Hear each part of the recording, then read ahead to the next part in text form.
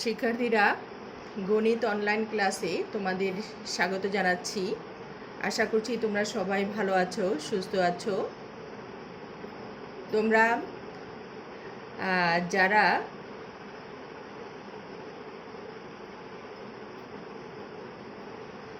আমার ক্লাসে সংযুক্ত আছো তারা অবশ্যই মনোযোগ দিয়ে সম্পূর্ণ ক্লাসটি দেখবে। আমরা আজকের ক্লাসে নিয়ে আসছি পরিমিতি অধ্যায় 16.4। শিক্ষার্থীরা, তোমরা জানো আমরা প্রায় বইয়ের শেষের দিকে আছি। এটাই আমাদের লাস্ট চ্যাপ্টার। পরিমিতির এটাই হলো শেষ অধ্যায়। আমরা ইতিপূর্বে আরও 3টা অধ্যায় শেষ করেছি, আমরা লাস্ট চ্যাপ্টারে আছি। আজকের ক্লাসে আমরা এই চ্যাপ্টারের যে বেসিকগুলো আছে সেটা নিয়ে আলোচনা করব। আমাদের 16.4-এ যে বিষয়বস্তু রয়েছে আমরা আগে জেনে নিই যে এই চ্যাপ্টারে আমরা আসলে কি পড়ব। এই চ্যাপ্টারে পড়ব আমরা আয়তাকার ঘনবস্তু। আমরা পড়ব আয়তাকার ঘনবস্তু।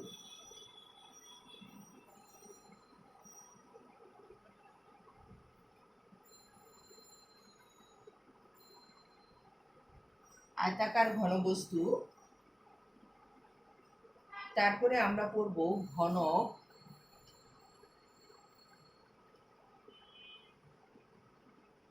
তারপরে পড়ব বেলন। তো শিক্ষার্থীরা, আমরা এই চ্যাপ্টারে এই 3টি বিষয় নিয়ে আলোচনা করব: আয়তাকার ঘনবস্তু, ঘনক এবং বেলন। তো শুরুতে আমরা জেনে নেই আয়তাকার ঘনবস্তু কি। আয়তাকার ঘনবস্তু হলো 3 জোড়া সমান্তরাল আয়তাকার সমতল পৃষ্ঠ দ্বারা আবদ্ধ ঘনবস্তুকে আয়তাকার ঘনবস্তু বলে। অর্থাৎ আয়তাকার ঘনবস্তুর 3 জোড়া সমান্তরাল আয়তাকার সমতল বা পৃষ্ঠ থাকবে। যেমন আমরা দেখো শিক্ষার্থীরা, এই যে আমরা একটা ছবি দেখছি, এই ছবিটা বোর্ডে দেখো, এখানে দেখো আমার হাতে যে ছবিটা তোমরা দেখছো এটা একটা আয়তাকার ঘনবস্তু। ঠিক আছে শিক্ষার্থীরা, দেখো এটার 6টি তল রয়েছে। এই হলো আমার একটা, দেখো এই তলটা কিন্তু একটা আয়তক্ষেত্র। ঠিক এটার বিপরীতে আরেকটি তল রয়েছে, এটাও একটা আয়তক্ষেত্র। তাহলে এই তলের বিপরীতে আছে এই তল, তাহলে দুটো তল দেখা যাচ্ছে। আবার এই তলের বিপরীতে আছে এই তল, তাহলে দুইটা 4টা। আবার দেখো এই দিকে এবং এই দিকে আরও দুটো তল রয়েছে। তাহলে এই যে একটা ছবি দেখতে পাচ্ছি আমরা, এই ছবিটা হলো একটা আয়তাকার ঘনবস্তুর ছবি। এই আয়তাকার ঘনবস্তুর কয়টি তল রয়েছে? 6টি তল রয়েছে। এবং প্রত্যেকটা তল কেমন? প্রত্যেকটা তল হলো আয়তাকার, অর্থাৎ প্রত্যেকটা তলের দৈর্ঘ্য আছে এবং প্রস্থ আছে। ঠিক এরকম 6টি তল দ্বারা আবদ্ধ ক্ষেত্রকেই আমরা আয়তাকার ঘনবস্তু বলবো। শিক্ষার্থীরা দেখো, আমরা যদি এটাকে এরকম সোজা করে ধরি, দেখো তাহলেও কিন্তু এটার 6টি তলই দেখা যাচ্ছে। এই যে একটা তল, এই পাশে ঠিক সেম তলটা এর বিপরীত দিকে রয়েছে। আবার এই পাশেও একটা তল আছে, এই পাশেও একটা তল আছে, উপরে একটা তল আছে, নিচে একটা তল আছে। তো শিক্ষার্থীরা দেখো, এই চিত্রটাকে আমরা যদি এইভাবে রাখি দেখো, তাতেও কিন্তু এটার 6টি তল দেখা যাচ্ছে। আবার এভাবে যদি আমরা সোজা করে ধরি, তাতেও কিন্তু এটার 6টি তল রয়েছে। তো এই যে এই ধরনের চিত্র যার 6টি তল রয়েছে, এই ক্ষেত্রটাকে আমরা বলবো আয়তাকার ঘনবস্তু। এবং এর প্রত্যেকটা তল কি? প্রত্যেকটা তল হলো আয়তক্ষেত্র। তাহলে এরকম কয়টি আয়তক্ষেত্র রয়েছে এখানে? এরকম 6টি আয়তক্ষেত্র রয়েছে। এবং বিপরীত যে আয়তক্ষেত্র, এরা পরস্পর সমান। তার মানে এখানে কয় জোড়া? 3 জোড়া আয়তক্ষেত্র। 3 জোড়া কেন বললাম? কারণ এই নিচেরটা আর উপরেরটা সেম, আবার এই পাশেরটা সেম, এই পাশেরটা সেম। তার মানে এখানে তিন জোড়া তল রয়েছে। এই তিন জোড়া তল দ্বারা আবদ্ধ ক্ষেত্রকেই আমরা কি বলবো? আয়তাকার ঘনবস্তু। তো শিক্ষার্থীরা, আমরা আয়তাকার ঘনবস্তু বিষয়টা আমাদের কাছে ক্লিয়ার হয়েছে। শিক্ষার্থীরা, আশা করছি তোমরা আয়তাকার ঘনবস্তুটা বুঝতে পেরেছ। এই যে দেখো, আমি যদি বোর্ডে এখানে রাখি, তাহলে আমার এই চিত্রটা হলো আয়তাকার ঘনবস্তু। দ্বিতীয় হলো ঘনক। আয়তাকার ঘনবস্তুর দৈর্ঘ্য, প্রস্থ, উচ্চতা যদি সমান থাকে। এই যে আয়তাকার ঘনবস্তুটা তোমাদেরকে আমি দেখিয়েছি, এটার দেখো দৈর্ঘ্য, প্রস্থ, উচ্চতা সমান না, তাই এটা হলো আয়তাকার ঘনবস্তু। এখন এমন কোনো ঘনবস্তু যদি আমি নিই যার দৈর্ঘ্য, প্রস্থ, উচ্চতা সমান থাকে, তাকে আমি কি বলবো? ঘনক বলবো। যেমন আমার দেখো, এই যে এই চিত্রটা দেখো, এর দৈর্ঘ্য, প্রস্থ, উচ্চতা কিন্তু সমান। দেখো, এটার কিন্তু দৈর্ঘ্য যেমন, প্রস্থ তেমন, উচ্চতাও তেমন। ঠিক, এটা একটা পেপার ওয়েট। এটা দেখো, এটার দৈর্ঘ্য, প্রস্থ, উচ্চতা সব দিকে সমান। এই জন্য এই চিত্রটাকে আমরা বলবো কি? ঘনক।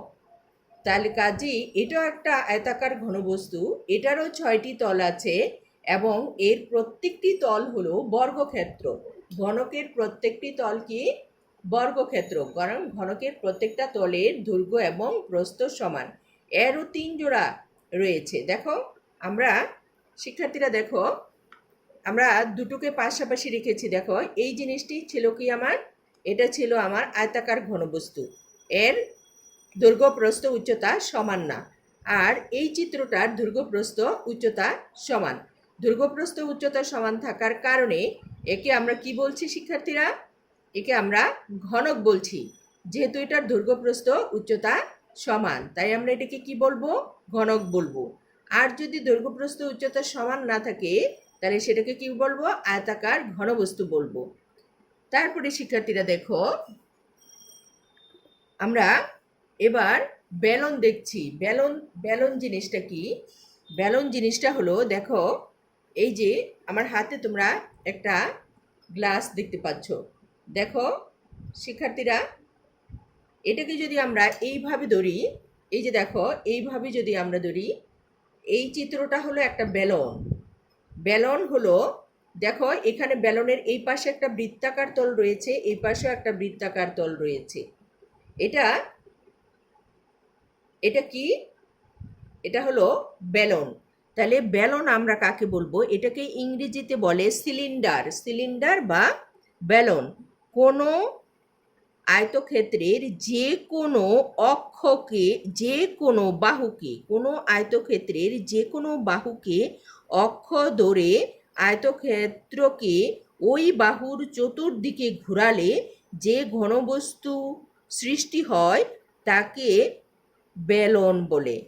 অর্থাৎ বেলনের দুটি তল অর্থাৎ সমবৃত্ত ভৌমিক বেলনের দুই প্রান্তে দুটি বৃত্তাকার তল রয়েছে। আবার বক্রতলকে বক্রপৃষ্ঠ এবং সমতল পৃষ্ঠও বলা হয়। বেলনের অক্ষের দৈর্ঘ্যকে এর উচ্চতা বলা হয়। বেলনের অক্ষের দৈর্ঘ্যকে কি বলা হয়? উচ্চতা। অর্থাৎ আমরা দেখো, এই যে আমরা এই আয়তাকার ঘনবস্তু দেখিয়েছিলাম, এর যদি একটা পৃষ্ঠ আমরা ছিঁড়ে নিই, ছিঁড়ে নিয়ে যদি আমরা এই যে এই ধারটাকে কেন্দ্র ধরে যদি আমরা ঘুরাই, তাহলে কিন্তু এখানে একটা বেলনের সৃষ্টি হয়। অর্থাৎ বেলনটা হলো একটি আয়তক্ষেত্রের যে কোনো বাহুকে অক্ষ ধরে আয়তক্ষেত্রটিকে ওই বাহুর চতুর্দিকে ঘোরালে যে ঘনবস্তুর সৃষ্টি হয় তাকে বেলন বলে। ঠিক আছে শিক্ষার্থীরা, তাহলে আমরা আয়তাকার ঘনবস্তু, ঘনক এবং বেলন সম্পর্কে জানলাম। বেলনের কয়টা তল রয়েছে? বেলন, এই যে বেলন দেখা যাচ্ছে, বেলনের দুটি তল রয়েছে। এই একটা, দুই পাশে দুটি বৃত্তাকার তল রয়েছে, আর মাঝখানে যে অংশটুকু আছে সেটাকে বলা হয় বক্রাকার তল বা বক্রপৃষ্ঠ। তো শিক্ষার্থীরা, আমরা জেনে নেই যে এই আয়তাকার ঘনবস্তুর যে সমস্যাগুলো আসবে, যে ম্যাথগুলো আসবে, সেগুলো আমরা কোন সূত্রের সাহায্যে করব। শিক্ষার্থীরা, আমরা সূত্র জেনে নিচ্ছি।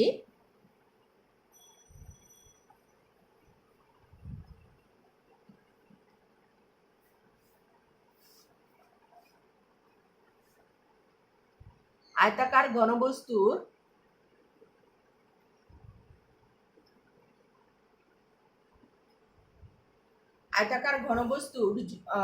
অঙ্ক করার জন্য আমাদের যে প্রয়োজনীয় সূত্রগুলো লাগবে সেই সূত্রগুলো আমরা জেনে নেই। প্রয়োজনীয় সূত্র আয়তাকার ঘনবস্তুর ক্ষেত্রে।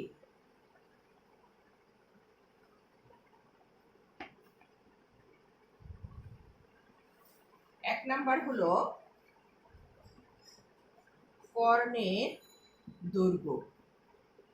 আয়তাকার ঘনবস্তুর কর্ণের দৈর্ঘ্য সমান √/a² + b² + c²। এখানে এ হলো এই আয়তাকার ঘনবস্তুর দৈর্ঘ্য হলো a, প্রস্থ হলো b আর উচ্চতা হলো c। তারপরে হলো সমগ্র তলের ক্ষেত্রফল।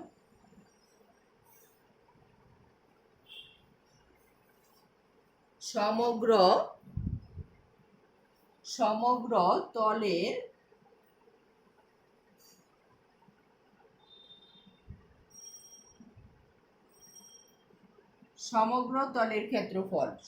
তলের ক্ষেত্রফল সমান 2 × ab + bc + ca এত বর্গ একক। যেহেতু এটা ক্ষেত্রফল কাজেই এটার একক হবে বর্গ একক। তারপরে 3 নাম্বার সূত্র হলো আয়তাকার ঘনবস্তুর আয়তন।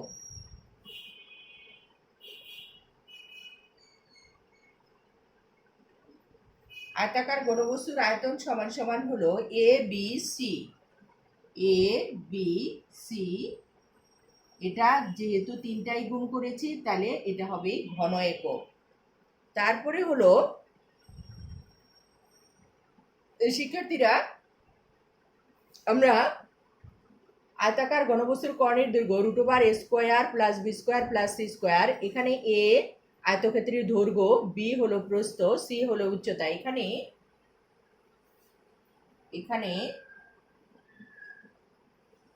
a = দৈর্ঘ্য, আয়তাকার ঘনবস্তুর দৈর্ঘ্য, b হলো প্রস্থ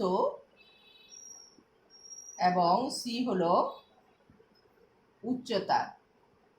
তাহলে শিক্ষার্থীরা, আমরা আয়তাকার ঘনবস্তুর কয়টি সূত্র শিখলাম?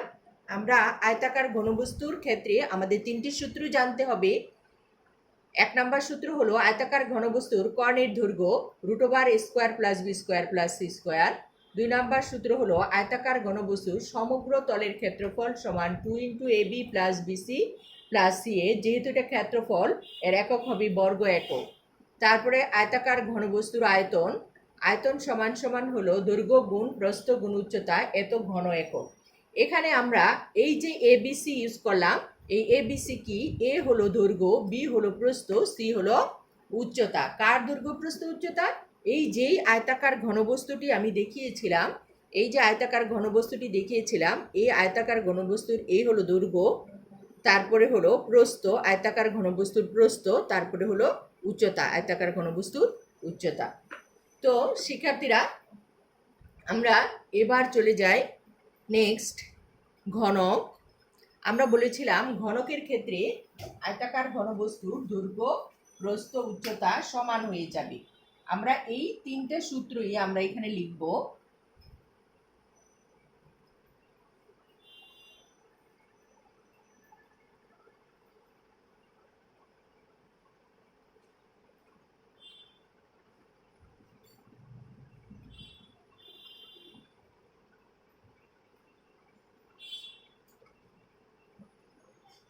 আমরা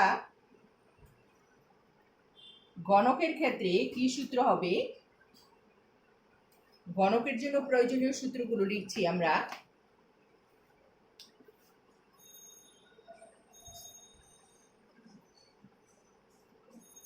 ঘনকের সূত্র, ঠিক আছে? ঘনকের ক্ষেত্রে যে সূত্রগুলো প্রয়োজন, এক নাম্বার হলো ঘনকের কর্ণের দৈর্ঘ্য।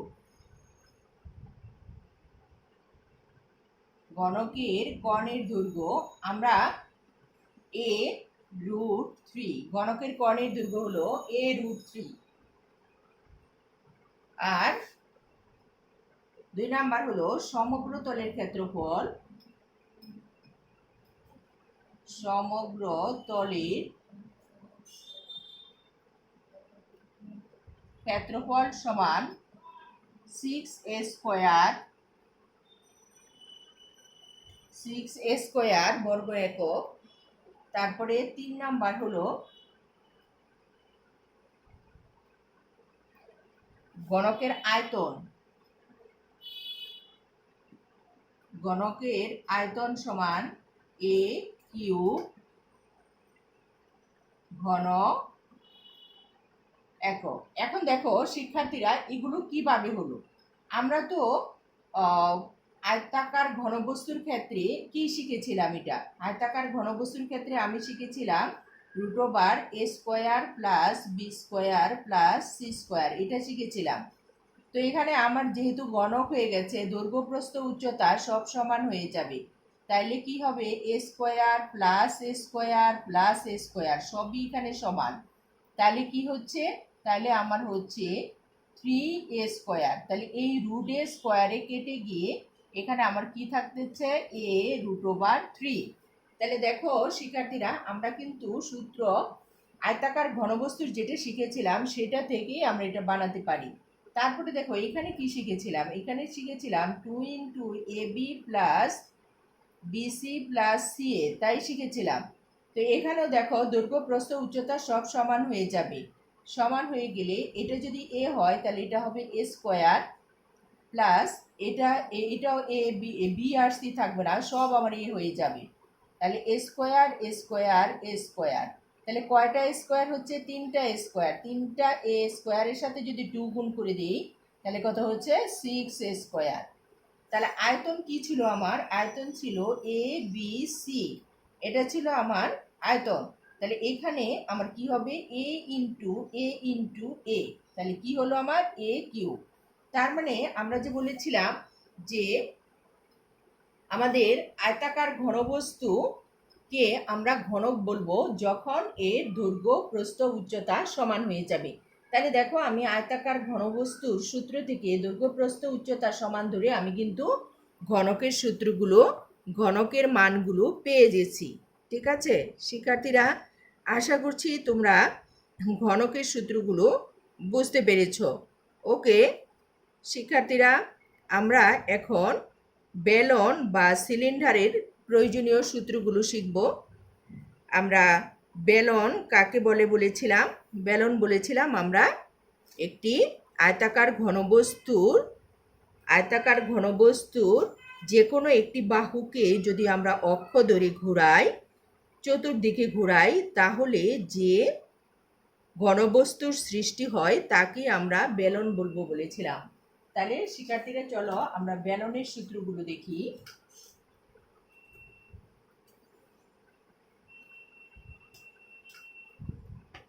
আমরা আয়তাকার ঘনবস্তুর একটি বাহুকে অক্ষ ধরে চতুর্দিকে ঘোরালে কিন্তু বেলনের সৃষ্টি হয়। আমাদের এই জিনিসটি এমসিকিউর জন্য খুব গুরুত্বপূর্ণ লাইন, এটা তোমরা খেয়াল রাখবে। বেলন কাকে বলে, বেলন। তো বেলনের জন্য আমাদের যে সূত্রগুলো রয়েছে শিক্ষার্থীরা দেখো, আমরা বেলনের ক্ষেত্রে আমরা 4টা সূত্র লিখব। প্রথমে লিখব বেলনের ভূমির ক্ষেত্রফল, 1 নাম্বার হলো ভূমির ক্ষেত্রফল।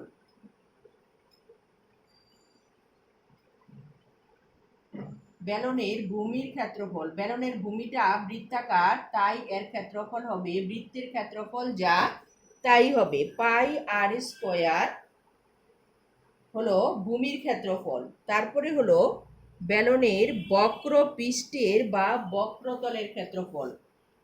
2 নাম্বার হলো বক্রতলের ক্ষেত্রফল, বক্রতলের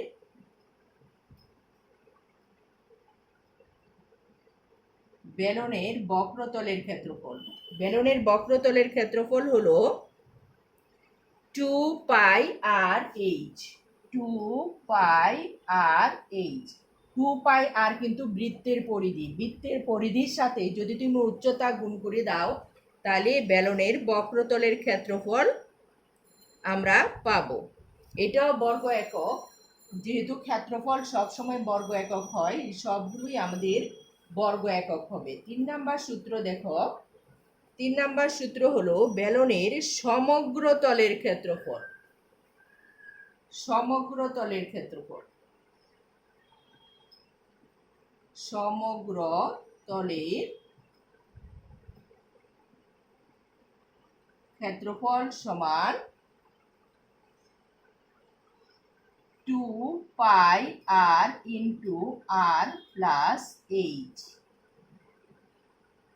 আর প্লাস এইচ, 2 পাই আর ইন্টু আর প্লাস এইচ। এখন 4 নাম্বার সূত্র হলো বেলনের আয়তন। বেলনের আয়তন, শিক্ষার্থীরা বেলনের আয়তন সমান হলো পাই আর স্কোয়ার এইচ। এই যে পাই আর স্কোয়ার ভূমির ক্ষেত্রফল, এর সাথে তুমি এইচ গুণ করে দিবা। তাইলে দেখো আমরা কিন্তু এই দুইটা সূত্র, এই সূত্রটা এবং এই সূত্রটা, দুইটা সূত্র, এটা থেকে আমরা এটা পাচ্ছি। শিক্ষার্থীরা দেখো, এই যে এখান থেকে আমরা যদি পাই আর স্কোয়ার এইচ, এটা থেকে আমরা এটা পাচ্ছি। এই ভূমির ক্ষেত্রফলের সাথে এইচ গুণন করে দিলে এটা পাচ্ছি, আর পরিধির সাথে এইচ গুণন করলে আমরা বক্রতলের ক্ষেত্রফলটা পাচ্ছি। তো শিক্ষার্থীরা, আমরা বেলনের জন্য এই 4টা সূত্র, আমাদের যে বইয়ে যে গাণিতিক সমস্যাগুলো রয়েছে, ম্যাথগুলো রয়েছে, এগুলোর জন্য আমার এই 4টা সূত্র লাগবে। এটা দেখো, এটা যেহেতু আয়তন, এটা হবে ঘন একক, এটার একক হবে ঘন একক, আর এগুলো সব বর্গ একক। এটাও বর্গ একক, এটাও বর্গ একক, এটাও বর্গ একক। যেহেতু এটা ক্ষেত্রফল, এটাও কি হবে? বর্গ একক। এটাও আমার বর্গ একক হবে। শিক্ষার্থীরা, তাহলে আজকের ক্লাসে আমরা কি শিখলাম? আজকের ক্লাসে আমরা পরিমিতি 16.4-এর 3টা টপিক সম্পর্কে জানলাম। 1, আয়তাকার ঘনবস্তু। আয়তাকার ঘনবস্তুর 3টি সূত্র রয়েছে। সূত্র 3টি কি? 1, কণের দৈর্ঘ্য, 2, সমগ্র তলের ক্ষেত্রফল, 3, আয়তন। 2 নাম্বার টপিক হলো আমাদের ঘনক। ঘনকের ক্ষেত্রে আমাদের 3টি সূত্র রয়েছে। 1 হলো কণের দৈর্ঘ্য, 2 হলো সমগ্র তলের ক্ষেত্রফল, 3 হলো ঘনকের আয়তন। 3 নাম্বার টপিকে গিয়ে আমরা বেলন শিখেছি। বেলনের হলো 4টি সূত্র রয়েছে। যেহেতু আমরা বলেছি বেলনের 2 প্রান্ত বৃত্তাকার তল রয়েছে, সুতরাং বেলনের ভূমির ক্ষেত্রফল, বৃত্তের ক্ষেত্রফল হলো পাই আর স্কোয়ার, এই জন্য ভূমির ক্ষেত্রফল পাই আর স্কোয়ার। আর বক্রতলের ক্ষেত্রফল, যেহেতু বাঁকানো তলটা, অতএব পরিধি, আমার সূত্র জানা আছে, পরিধি 2 পাই আর, পরিধির সাথে আমরা এইচ গুণন করলে বক্রতলের ক্ষেত্রফল পাচ্ছি। আর সমগ্র তল হলো, দুটো বক্রতল আছে, দুটো বৃত্তাকার তল রয়েছে এবং মাঝখানে একটি বক্রতল রয়েছে। 3টি তল যোগ করলে আমার আসবে 2 পাই আর ইন্টু আর প্লাস এইচ। কারণ এই 2 পাই আর স্কোয়ার উপরে একটা নিচে একটা, আর মাঝখানে থাকবে 2 পাই আর এইচ। এই 3টা তল যোগ করে দিলে আমি পাচ্ছি 2 পাই আর ইন্টু আর প্লাস এইচ। আর বেলনের আয়তন হলো এই ভূমির ক্ষেত্রফল এর সাথে উচ্চতা এইচ আমরা গুণ করে দিব। এইভাবে আমরা মনে রাখবো। তো শিক্ষার্থীরা, আশা করছি তোমরা সূত্রগুলো সবাই ভালো আছো। আমরা পরবর্তী ক্লাসে আমরা ম্যাথ করব। শিক্ষার্থীরা, শেষ করছি। আল্লাহ হাফেজ।